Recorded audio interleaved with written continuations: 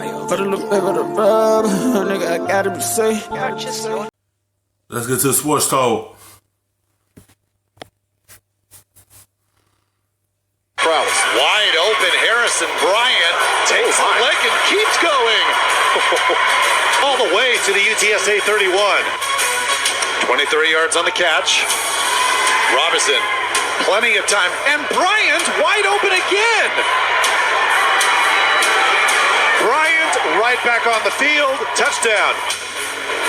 Harrison Bryant announced as a Mackey Award finalist given to the nation's top tight end. This is actually not the last time you'll see him on NFL Network. He's accepted an invite to the recent Senior Bowl, which airs January 26th. Here on the network, and with a closer look at the Owls tight end, Bucky Brooks helps us build your case, presented by the Home Depot. In this week's Conference USA Tilt on NFL Network, make sure that you pay attention to Florida Atlantic University tight end Harrison Bryant. When they take on the Southern Miss Eagles, you want to watch this big tight end because he's a prototypical tight end that most NFL scouts covet. I'm not a Patriots fan, but I feel like the Patriots, that's what they need. They need another good tight end that can replace Gronk. It was going to be a big shoes to fill, but I feel like that's what they need. I think that's how the Patriots been successful for the last past year. Like, by having Gronk on the field that could block and catch, take the pressure off of Element, give him that threat at that position. That lack of having a tight end there kind of slow their offense down. Even though they still 10-1. They still a great team. They still a good team, but I feel like that's what they like in. That's what they always had successful with a tight end. I feel like they draft him, I think that'd be a good draft for them. Like, they still a dominant team this year, but I feel like that's what they need, another good tight end. Big, physical, athletic, pass-catching tight end that does his damage not only over the middle of the field, but down in the red zone. He is one of 3 finalists for the John Mackey Award, which signifies top tight ends in college football, and deservedly so. Outstanding route runner, terrific post-up player who does his damage winning against smaller defenders. He is someone who's going to have a chance to be a flex tight end in the National Football League. When you look at number 40 against the Eagles, pay attention to how he gets open. If he gets open consistently in Saturday's game, he could be a guy that we talk about in the run-up to the draft. I'm with you on that, Bucky, and the stats for Bryant this season certainly bear that out. His 58 receptions and 890 receiving yards actually leads all FBS tight ends. Those 890 receiving yards, also the second most period in Conference USA this season. And Bryant joined our Matt Money Smith on NFL Now earlier this week. You and the Owls, you have not faced Southern Miss since you've been at FAU. What do you see when you're studying that defense? It's an extremely cool scheme. They have really good players, and we're going to have to come out and execute really well to get a big win to host the conference championship. So it's a lot of buzz around the building, and we're all really excited. Whose game do you hope they say yours resembles the most? Hopefully George Kittle, because here at FAU in the tight end room, we always watch the 49ers because Juice Check, George Kittle, and that whole tight end room there is just extremely. And this draft ain't no tight ends been talked about like that. That's why I feel like he could be a top draft pick for any amount of good teams. But if he slip and end up like the board at the end of the draft and the Patriots there, I feel like they should take him. Just to get a good tight end in there again. Any team that need a tight end, they'll grab him because his draft stock could go up if he dominate this game right here, get open, and continue doing what he was doing most of this season. I feel like he'll be a good draft pick for anyone, but I feel like that's what Patriots need.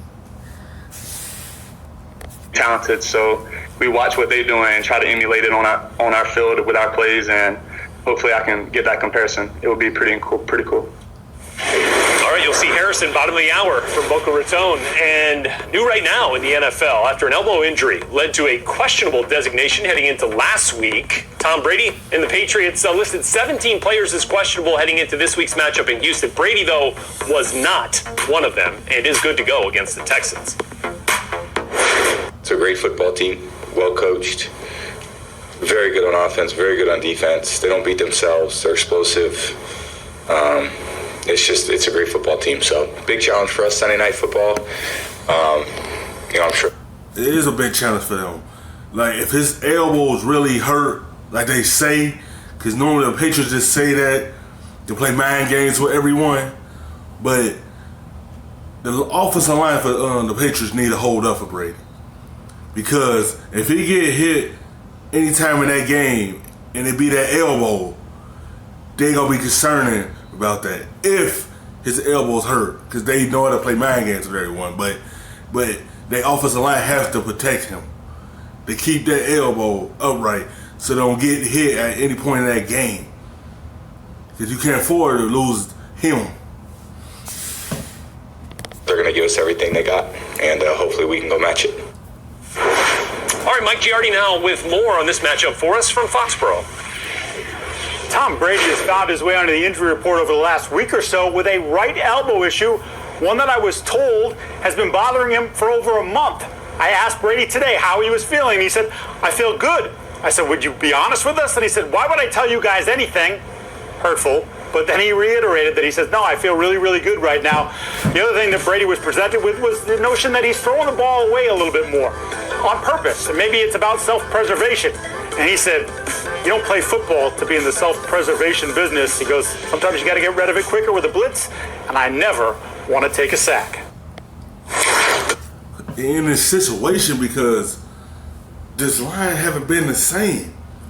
He ain't had a good line in 2 years. It haven't been the same. And that's why he's hurt right now with his elbow, because the lack of protection up front for him.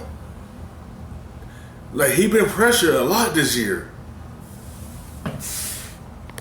So not often when an opposing quarterback has a passer rating 15 points higher than Tom Brady, but that's the case this week with Patriots facing Deshaun Watson and the Texans. In fact, Brady's 88 passer rating right now is lowest in a season since 2013. What does that mean for Brady's fantasy football prospects? Michael Fabiano and the Fantasy Live crew have more. We're talking about some QBs you may be worried about that we think you should feel confident about this week. Cynthia? I have Tom Brady. I mean, it's always weird that he's even included on a list like this for me. Right. But ultimately, when I look at what's been going on in their ability to get more production in the run game, this means that all of the other things that Brady does are going to really start coming together. And look, it's Tom Brady. I had a chance to talk to my most... Yes, it's Tom Brady. Bill Belichick is going to figure out a way to take all the pressure off of him. He's going to figure out a way to get that run game involved this game. He gonna figure out a way to get the football in his hands quick enough. Brady and Belichick are a smart duo. They know how to distribute the football faster without putting the pressure on it. They know he had this injury right here, so they're gonna figure out a way to keep it from getting re-hurt. Quarterback advisor, and I said, "Who's the guy you want from here on out?" Anyone in the league, not Lamar Jackson. He says Tom Brady. All right, Adam, what do you got? You know, I'm going to go with Sam Darnold. It seems like, what was it, a month ago? Everybody's making jokes about this guy. He was memes everywhere. And I didn't see any jokes. Now he's got this second act where he's coming in and crushing it, like when Bill Murray did Lost in Translation. Hey, he's a serious guy now. And as a matter of fact, over the last 3 games, he's scored more than 21 fantasy points. He's rushed for a touchdown in 2 of his last 3. Now he's going up against the Cincinnati Bengals, who've allowed the 3rd most fantasy points to quarterbacks this season. This is one of the easiest players to trust this week. Yeah, I'm going with Aaron Rodgers, and I know he's given you some stinkers in recent weeks, but I love the matchup against the Giants. Since week 9, they've given up 7 touchdown passes and the 5th most fantasy points to quarterbacks. Just keep in mind, there could be some weather there in New Jersey, so that may change things, but the matchup is great for Aaron Rodgers in week 13. Be sure to join us weekdays at 6 p.m. Eastern, right before NFL Total Access. Appreciate that, guys. Getting set for a game with championship implications in Conference USA. Southern Miss, Jay Hobson trying to lead his Golden Eagles to a win today and a shot at the CUSA championship game next week. Kickoff for Boca Raton, bottom of the hour. Just ahead here on NFL Now, Russell Wilson has caused problems for opposing defenses all year long. What's been an MVP-type season for the Seahawks quarterback. Now running into a tough Vikings defense, we'll have a report on how Minnesota plans to contain Wilson next.